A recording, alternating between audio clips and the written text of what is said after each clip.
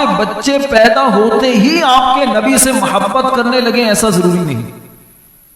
ہو سکتا ہے بچوں کو صحبت کوئی اور نصیب ہو, بچے کے اور لوگوں کے ساتھ بیٹھنا شروع ہو جائیں, بچوں کو دینی ماحول ہی نہ ملے تو بچے کہاں سے محبت کریں گے؟ تو بچوں کو بتانا کیا ہے؟ اپنے نبی پاک علیہ السلام کی مبارک سیرت کے بارے میں ان کو بتانا ہے, اہل بیت اطہار کی محبت کے بارے میں ان کو بتانا ہے, ان کے فضائل, ان کے کمالات کو بیان کرنا ہے, نبی کریم علیہ السلام کی معجزات کو بیان کرنا ہے, اور قرآن کریم میں جو نبی پاک علیہ السلام کے فضائل بیان کیے گئے ان کو بیان کرنا ہے, نبی پاک علیہ السلام کے اخلاق کو بیان کرنا ہے بچوں کے سامنے, نبی پاک علیہ السلام کے گھر والوں کی سیرت کو بچوں کے سامنے بیان کرنا ہے. جب آپ بچوں کو یہ باتیں بیان کریں گے, سکھائیں گے, تو بچوں کے دل میں نبی کی محبت بھی پیدا ہوگی, نبی کے اہل بیت کی محبت بھی پیدا ہوگی. اختیاری طور پر محبت نہیں ہوگی, بلکہ محبت کے لیے آپ کو بچوں کو سکھانا پڑے گا. لیکن یہ باتیں آپ تبھی سکھا سکیں گے جب آپ کے دل میں محبت ہوگی. آپ اپنے بچوں کے دل میں نبی کی محبت کیسے پیدا کریں گے؟ جب آپ کے دل میں نبی کی محبت ہوگی. آپ ماں باپ ہیں, ماں باپ کے دل میں اگر نبی کی محبت ہوگی تو بچوں کے دل میں نبی کی محبت وہ پیدا کر سکیں گے. دیکھیے, بچوں کو سکھانے کے دو طریقے ہوتے ہیں, کوئی بھی کام سکھانے کے دو طریقے ہوتے ہیں. ایک طریقہ ہوتا ہے بچوں کو لیکچر دینے کا, بچوں سے باتیں کرنے کا, بچوں سے گفتگو کرنے کا, بچوں کے سامنے تقریر کرنے کا, کتابیں پڑھ کر سنانے کا. یہ طریقہ اتنا مؤثر نہیں ہوتا, یہ اتنا زیادہ بچوں پر اثر انداز نہیں ہوتا.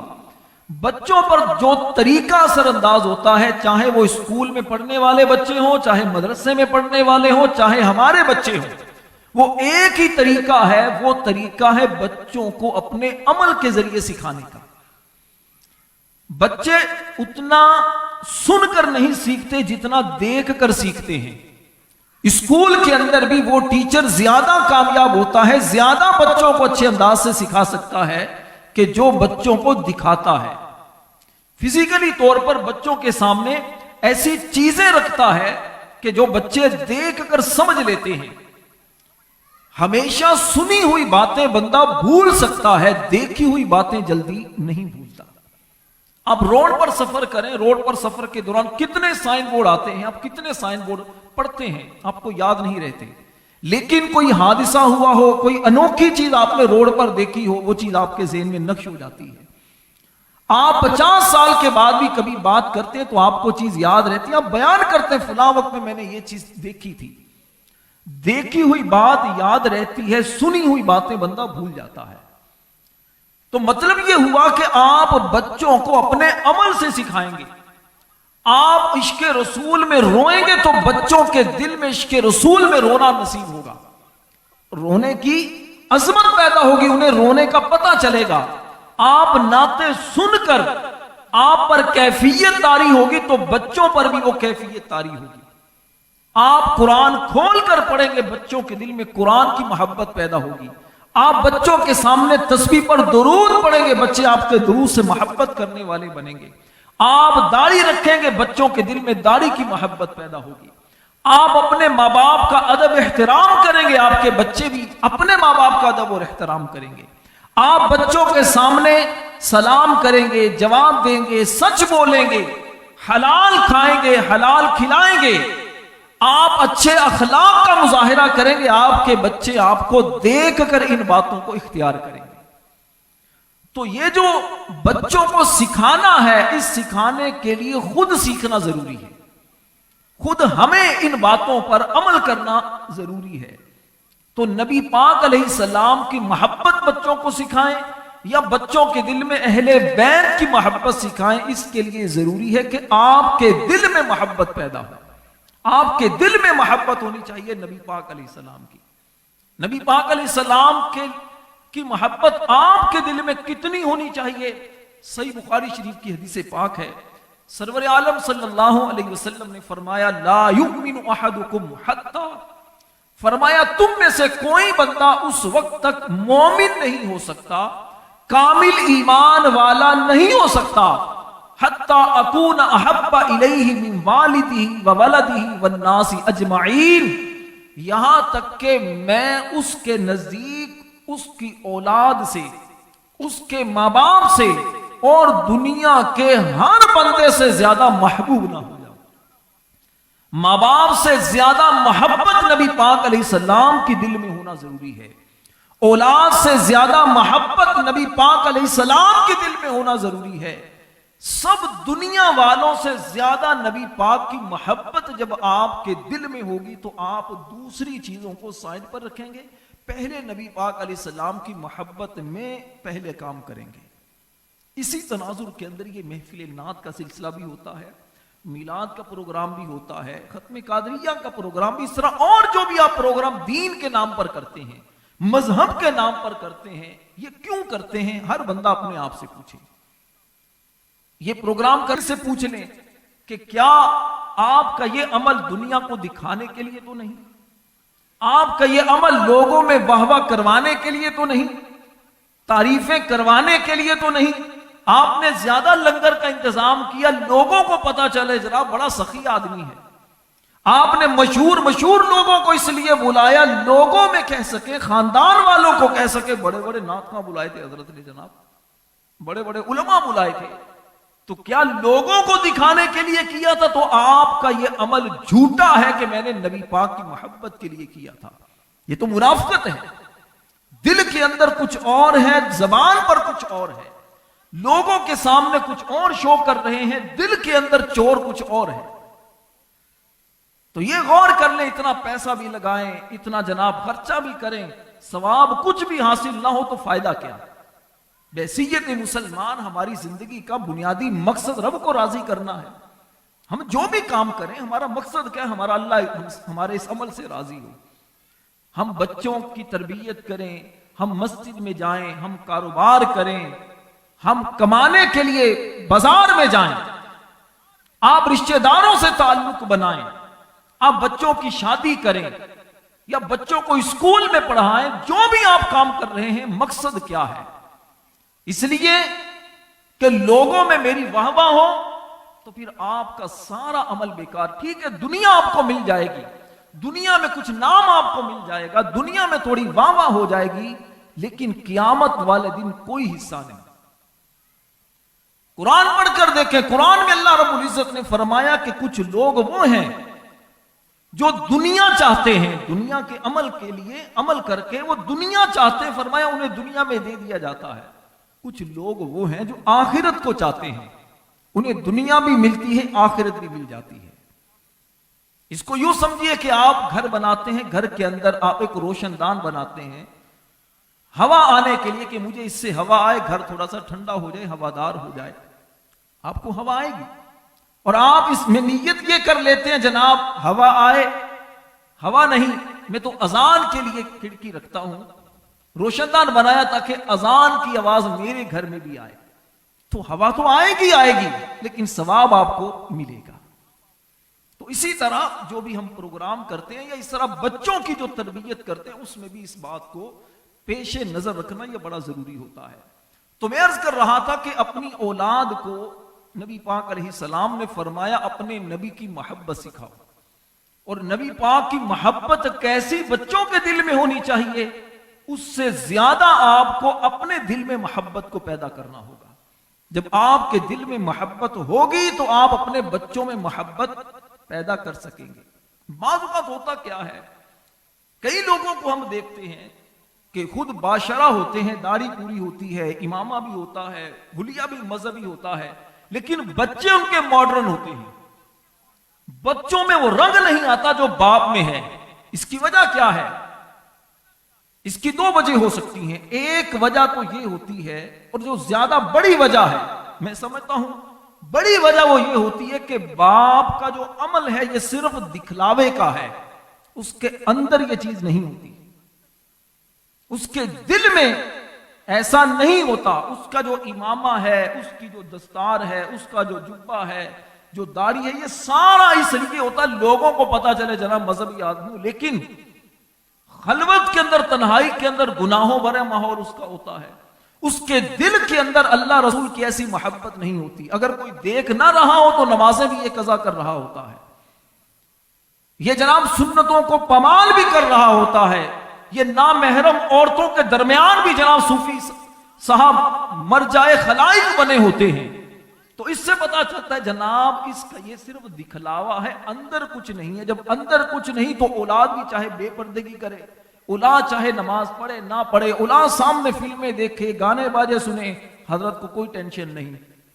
تو اولاد بھی کہاں سے باپ جیسی بنے گی؟ اولاد دیکھتی ہمارے ابا جی ایسے ہی کرتے ہیں, بس تھوڑی دیر کے لیے امامہ لے لیا, داڑھی رکھ لی, یہ چیزیں نظر آ رہی ہیں.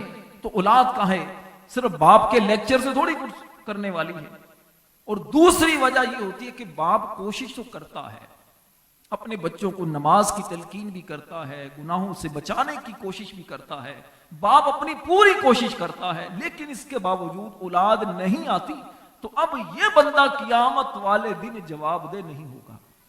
اللہ کی بارگاہ میں عرض کرے گا, مالک تو جانتا ہے میں نے کوشش کی ہے اپنی اولاد کو صحیح تربیت کرنے کی, اپنی اولاد کو صحیح راستے پر لانے کی کوشش میں نے کی ہے.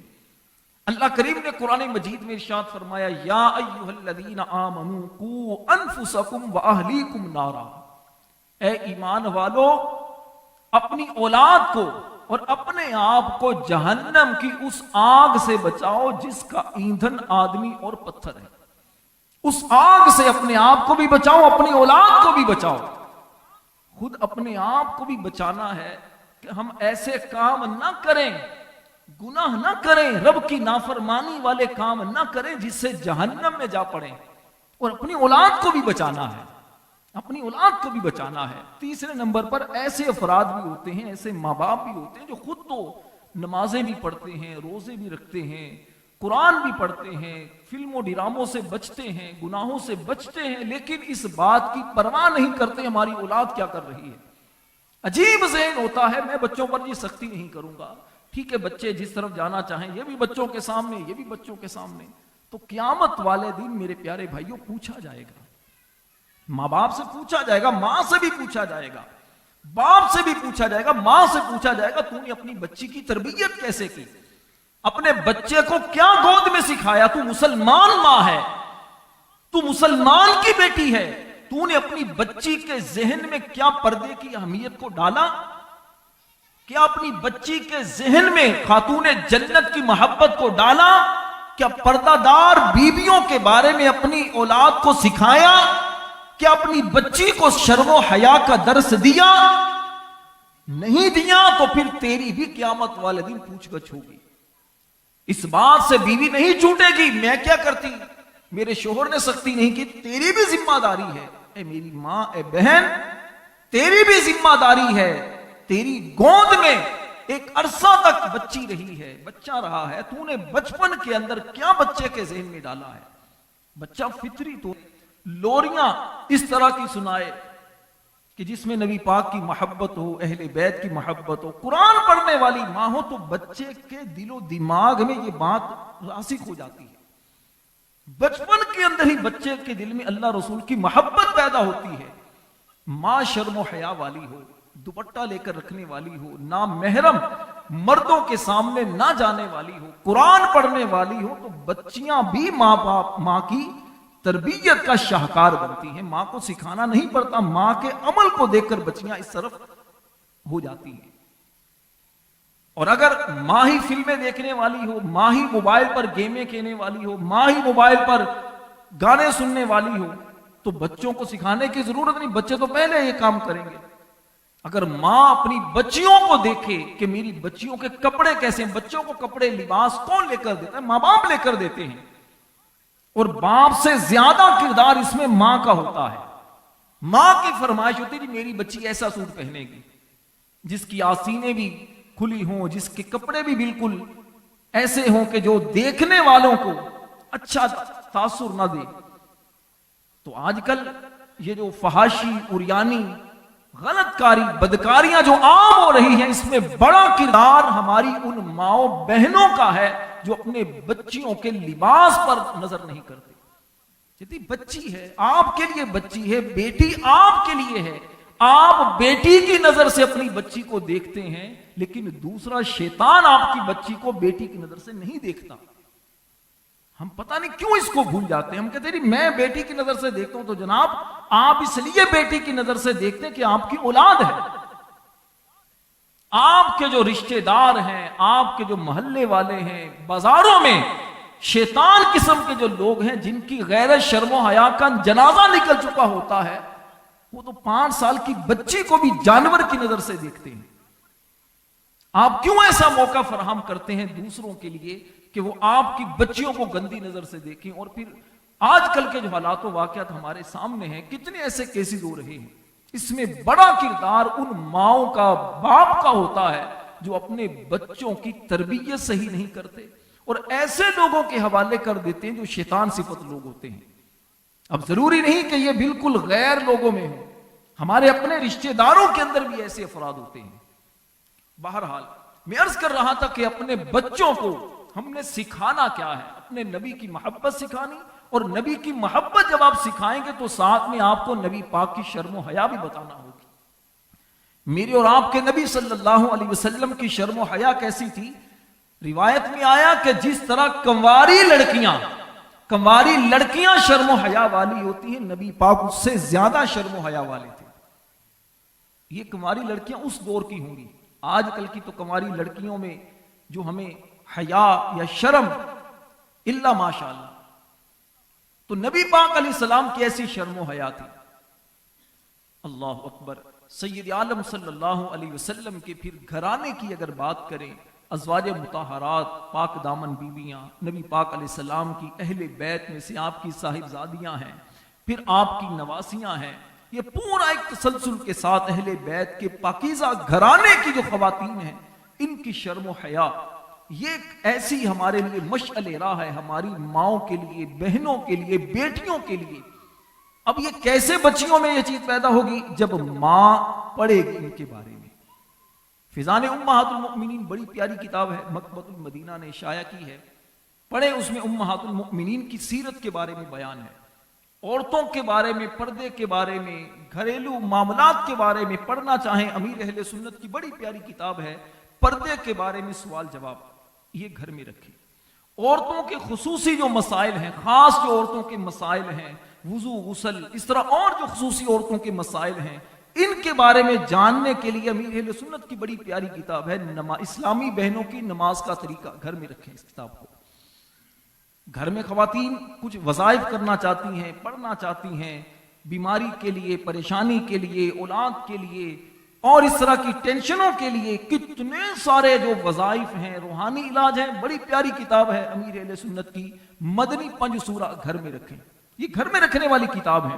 میاں بیوی میں آپس میں معاملات ہوتے ہیں، جھگڑے ہوتے ہیں، محبتیں کیسے پیدا ہوں، ایک دوسرے کے حقوق کا کیسے پتہ چلے، گھر میں کتاب رکھیں، جنتی زیور، بہترین قسم کی کتاب، کراماتی کتاب ہے۔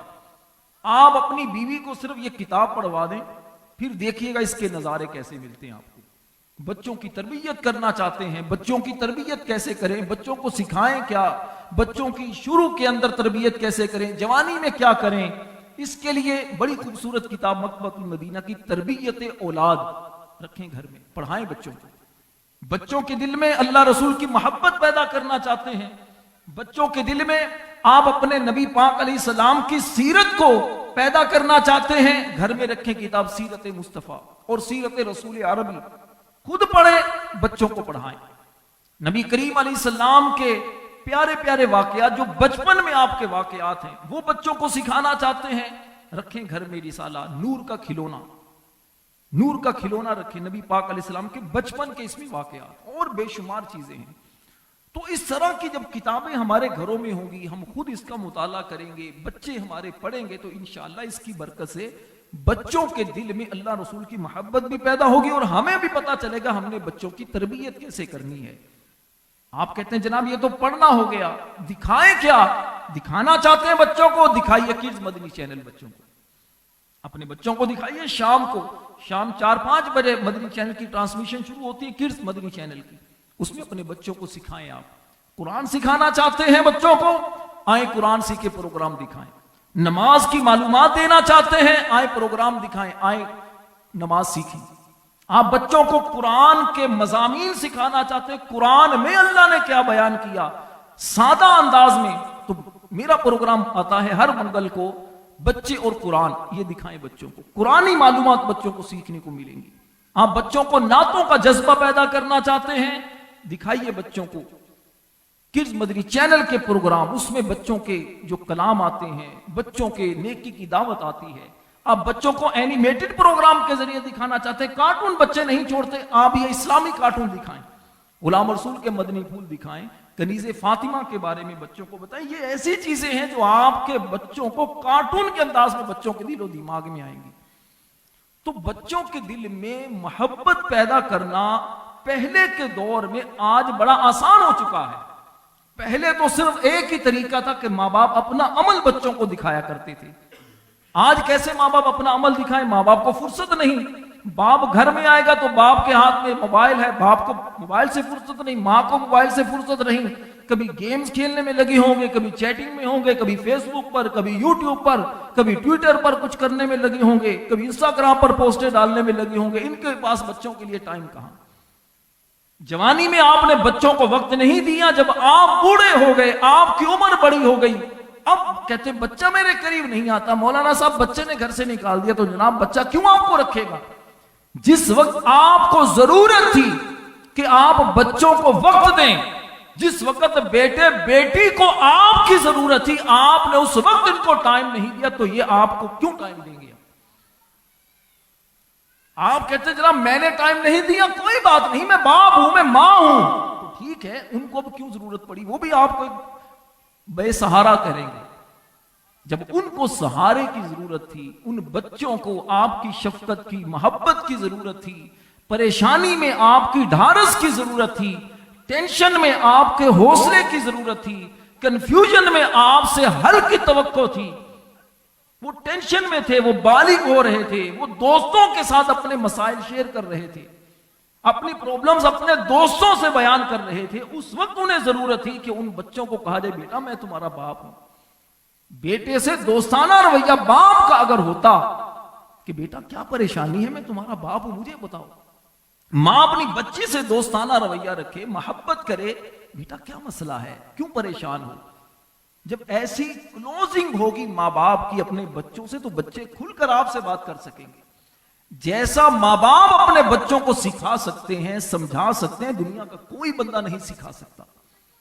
اور ہمارا مسئلہ کیا ہے؟ بچہ پریشان ہو، بچہ تھوڑے سے مسائل کا شکار ہو کر کچھ بات کر لے تو باپ کہے گا فلاں یار میرے بیٹے کو تم سکھاؤ، ماں کسی اور کی طرف بچی کو ریفر کرے گی تم سکھاؤ۔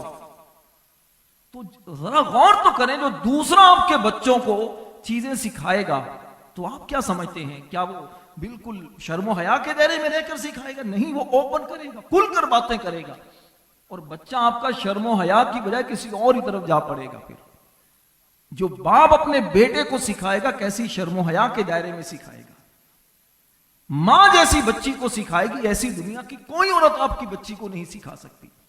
تو خدا را اپنے بچوں پر رحم کریں، اپنے بچوں کی تربیت اچھی کرنے کے لیے ضروری ہے خود تربیت حاصل کریں، خود قرآن پڑھیں، خود اللہ رسول کی محبت اپنے دل کے اندر پیدا کریں۔ تیسری بات جو حدیث میں بیان کی گئی وقراءۃ القرآن، اور اپنے بچوں کو قرآن پڑھنا سکھاؤ، قرآن پڑھنا اپنے بچوں کو سکھاؤ۔ ایک بڑی تعداد آپ کو ماں باپ کی ملے گی جنہیں قرآن پڑھنا نہیں آتا۔ جب خود قرآن پڑھنا نہیں آتا تو بچوں کو قرآن کیا سکھائیں گے؟ خود قرآن پڑھنا نہیں آتا، دیکھ کر بھی قرآن نہیں پڑھنا آتا، جب خود دیکھ کر قرآن نہیں پڑھنا آتا تو اپنے بچوں کو کیسے سکھائیں گے جناب؟ تو خود قرآن پڑھنا سیکھیں، خود قرآن پڑھنا سیکھیں۔ جب خود قرآن پڑھیں گے تو اپنے بچوں سے قرآن سنیں گے بھی آپ اپنے بچوں کو قریب بٹھا کر کہیں گے بیٹا رات کو سونے سے پہلے سورہ ملک کی تلاوت سناؤ مجھے۔ سورہ ملک رات کو پڑھ کر سونے والا عذاب قبر سے محفوظ رہتا ہے۔ بیٹا سورہ بقرہ پڑھ لیا کرو گھر میں، سورہ بقرہ جس گھر میں پڑھی جائے وہاں شیطان نہیں آتا۔ میرے بچے اگر فاقہ ہو، پریشانی ہو، تنگ دستی ہو تو سورہ واقعہ پڑھ لیا کرو، کبھی بھی ٹینشن نہیں ہوگی گھر میں۔ سیدنا عبداللہ ابن مسعود رضی اللہ تعالیٰ عنہ کا جب انتقال کا وقت آیا، کسی نے کہا حضرت اپنے بچوں کے لیے آپ نے کیا چھوڑا ہے؟ بچے آپ کے کیا کھائیں گے؟ کیا دولت آپ نے چھوڑی ہے؟ فرمایا میں نے اپنے بچوں کو قرآن پڑھایا ہے، میں نے بچوں کو قرآن سکھایا ہے، میری بچیاں سورہ واقعہ پڑھنے والی ہیں، یہ ایسی چیز میں نے اپنے بچوں کو دی ہے، مجھے ان سے کوئی ٹینشن نہیں ہے کہ میرے بعد ان کا کیا بنے گا۔ جو رب مجھے دے رہا ہے وہ میرے بچوں کو بھی عطا کرنے والا ہے۔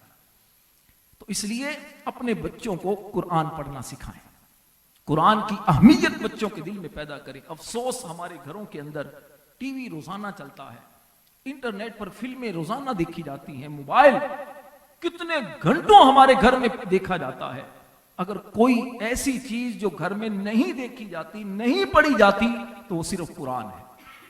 ہر ایک خود غور کرے، جو بھی مجھے سننے والے ہیں، دیکھنے والے، ہر بندہ خود غور کرے، ہمارے گھر کے اندر روزانہ کیا رب کا قرآن کھلتا ہے؟ ٹی وی پر کبھی مٹی نظر نہیں آتی، لیپ ٹاپ پر مٹی نظر نہیں آتی، ہمیں ایل سی ڈی پر مٹی نظر نہیں آتی، فریج پر مٹی نظر نہیں آتی، اے سی پر مٹی نظر نہیں آتی، کچن میں جناب مٹی نظر نہیں آئے گی، بیڈ بھی صاف ستھرا ہوگا، سنگار ٹیبل بھی صاف ستھرا ہوگا، فرش بھی صاف ستھرا ہوگا، مٹی ہوگی تو ایک جگہ مٹی ہوگی، وہ ہے قرآن پاک۔ گلاف میں بند ہوگا، سجا کر رکھا ہوگا۔ ایک بڑی تعداد مسلمانوں کی ہے، رمضان میں قرآن کو کھولتے ہیں، دیکھتے اتنی مٹی، چلو جی صاف کر دو، کچھ دیر کے لیے کھول لیا۔ جب گھر میں قرآن رب کا کلام ہمارے گھروں میں بند ہوگا تو گھر کے اندر ٹینشن بھی ہوگی، پریشانی بھی ہوگی، بیماریاں بھی ہوں گی، بچے نافرمان بھی ہوں گے، گھر سے بیماریاں نکلیں گی نہیں اور بیماریاں آئیں گی۔ کہتے ہیں کون سا گناہ ہو گیا، کون سی غلطی ہو گئی؟ اللہ کے بندے کم غلطی ہے، رب کے قرآن کو بند کر کے تم نے رکھا ہے، وہ قرآن تمہارے لیے کیا دعائیں کر رہا ہوگا؟ جس گھر میں قرآن پڑھا جائے وہاں رب کی رحمتوں کا نزول ہوتا ہے، اور جہاں رات دن فلمیں ڈرامے دیکھے جائیں وہاں رحمت نازل نہیں ہوتی، وہاں عذاب آتا ہے۔ ہلاکت اور بربادی ہوتی ہے ان لوگوں کے لیے کہ جہاں قرآن نہیں کھولا جاتا۔ آج کی اس محفل کا بھی ایک پیغام ہے، ہمارے آصف بھائی کی بچی نے قرآن ختم کیا اور انہوں نے اس کے اعزاز میں بچی کی حوصلہ افزائی کے لیے یہ پروگرام منعقد کیا تاکہ دوسروں کو بھی ترغیب ملے، اپنی بچیوں کو قرآن سکھائیں، قرآن پڑھائیں، صرف بچوں کو نہیں بچیوں کو بھی قرآن کی تعلیم دیں، اپنی بچیوں کو سورہ نور کے بارے میں بتائیں، سورہ نور کے بارے میں۔ ہمارا دین تو وہ اتنا پیارا دین ہے کہ جس میں سورہ نور کو اہمیت اس لیے حاصل ہے، خاص طور پر لڑکیوں کو سورہ نور کی تفسیر کے بارے میں بیان کیا کہ ان کو سکھائیں، کیونکہ اس میں پردے کے احکام ہیں، شرم و حیا کا درس ہے اس کے اندر، تو یہ اپنی بچیوں کو سکھائیں۔ مکتبۃ المدینہ نے سورہ نور کی تفسیر پر خاص ایک الگ سے کتاب بھی شائع کی، اس کو پڑھیں، صرف سورہ نور کی تفسیر، تو اس سے آپ کو پتہ چلے گا کہ قرآن پاک میں اللہ نے ہماری بچیوں کے لیے کیا پیغامات دیے ہیں، عورتوں کے لیے کیا اس میں ترغیب موجود ہے۔ تو اپنے بچوں کو قرآن پڑھنا سکھائیں، قرآن کو اہمیت دیں۔ اب سکول کے لیے جتنی اہمیت دی جاتی ہے، ٹیوشن میں بھیجا جاتا ہے، اکیڈمی میں بچوں کو، یا اسکول کے اندر، کالج کے اندر ہزاروں روپے کی فیسیں ادا کی جاتی ہیں، دنیاوی طور پر بچہ اس قابل ہو جائے، لائق ہو جائے، بچے کا نام ہو جائے، دنیا میں تھوڑا سر اٹھا کر چلوں، لوگوں کو جناب میری بچی نے یہ ڈگری حاصل کی ہے، ماسٹر کیا ہے، یہ جناب اس نے ایف ایس سی کر لیا، اس نے جناب ایم اے کر لیا، جناب فلاں ڈگری حاصل کی۔ کیا ایسا نہیں ہو سکتا کہ ہمارے بچے قرآن کے حافظ بنے، ہم بھی سینہ اٹھا کر چلے میرے بچے نے قرآن کو حفظ کیا ہے، میرا بیٹا عالم دین بنا ہے، میرا بیٹا مفتی بنا ہے، یہ نہیں کہیں گے۔ وجہ کیا ہے؟ کیونکہ اگر ہم نے بچوں کو دین کی طرف لگایا تو دین آئے گا، دنیاوی طور پر کوئی ہمیں شہرت نہیں ملے گی، غلط چیز ہے۔ جو اللہ نے دین والوں کو عزت دی ہے، مقام دیا ہے، دنیا والے اس کی راہ قدموں کی خاک کے برابر بھی اس تک نہیں پہنچ سکتے۔ لیکن ہمارا المیہ آج کے دور کا وہ یہی ہو چکا ہے، ہم نے دیندار لوگوں کو بھی، مذہبی لوگوں کو بھی، اور خاص طور پر علماء کو بھی اسی صف میں کھڑا کر دیا ہے کہ جس طرح کے عام لوگ ہوتے ہیں۔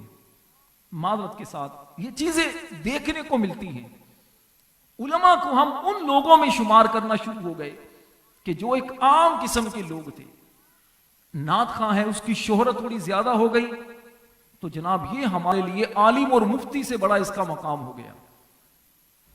اس کو پروٹوکول کس طرح دیا جاتا ہے, اس کی کیسے ہاں میں ہاں ملائی جاتی ہے, کیسے اس کے نخرے برداشت کیے جاتے ہیں, کیسے اس کو لفافے پیش کیے جاتے ہیں, کیسے اس کی باتیں سنی جاتی ہیں. وجہ کیا ہے جناب کی شہرت ہے, نعت خواں ہیں, نبی پاک کے نعت خواں ہیں.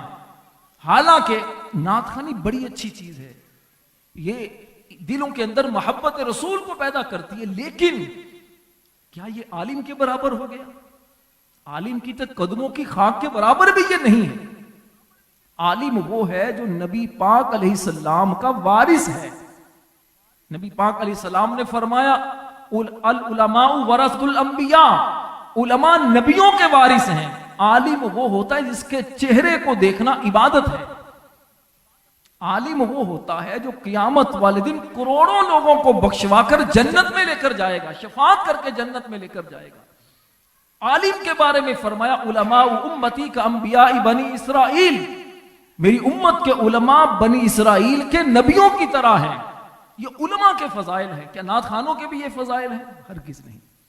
نعت خوان کو عزت دیں, مقام دیں, اچھی بات ہے, لیکن میں آج کل کا جو ہمارا خاص طور پر سنیوں کے اندر جو چیز عام ہو رہی ہے, خدارا سمجھے اس بات کو, علماء کا مقام, علماء کی قدر